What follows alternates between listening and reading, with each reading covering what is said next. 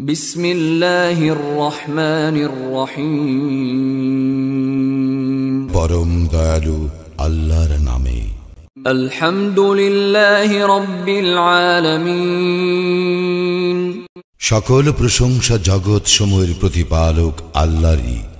আর রহমানির রহিম, যিনি দয়াময় পরম দয়ালু। মালিক ইয়াউমিদ্দিন, কর্মফল দিবসের মালিক।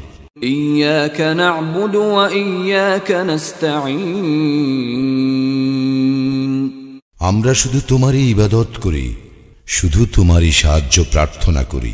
ইহদিনাস সিরাতাল মুস্তাকিম, আমাদেরকে সরল পথ প্রদর্শন করো।